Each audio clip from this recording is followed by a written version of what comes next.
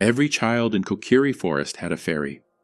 Soft lights drifted through the trees as children played beneath the canopy, their companions glowing beside them like living stars. The forest felt timeless, untouched by change, as though nothing beyond it truly mattered. But one boy lived differently. Link had no fairy. That night, he dreamed. Flames spread across a distant sky, casting shadows over a castle he did not recognize. A girl fled on horseback, glancing back as if searching for someone. Behind her, something darker followed, closing the distance without effort. Link woke suddenly. The images vanished, but the feeling they left behind lingered in the silence of his room.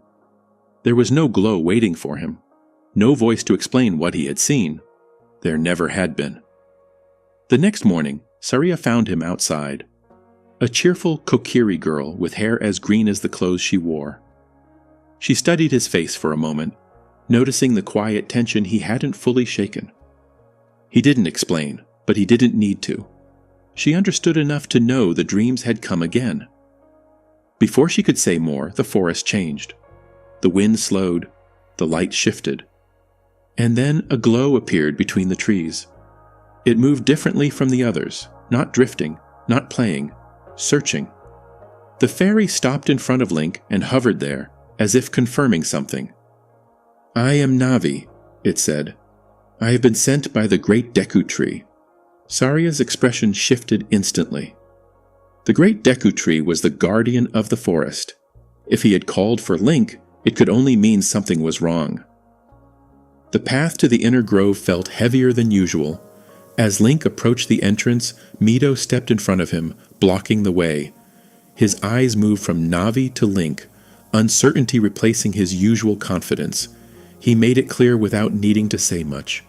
Link wasn't ready, not without a sword, not without a shield. Link didn't argue. He turned and walked back into the forest. Hidden among the trees was a narrow training area used by the Kokiri. It was quiet now, enclosed by wooden fences and simple stonework. At its center sat a small chest, worn but carefully placed. Link approached and opened it. Inside lay a short blade, sized perfectly for him. The Kokiri sword. He lifted it slowly, testing its weight before securing it at his side. The movement was small, but deliberate, as though something had finally fallen into place. Back in the village, he found a shield among the supplies of the Kokiri shop. It was simple and wooden, marked with a familiar red design. He ran his hand across its surface for a moment before fastening it securely to his arm. It wasn't impressive, but it was enough.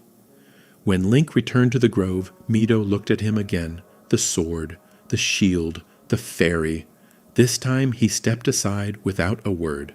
At the heart of the forest stood the Great Deku Tree. His presence filled the clearing, ancient and unshakable, yet something about him had changed. His eyes opened slowly as Link approached, and the weight behind them was impossible to miss. A curse had taken hold. A man from the desert had brought it, and the corruption was already spreading. Link stood silently as he listened. He didn't question what he heard. He didn't hesitate. Everything he needed to understand was already there.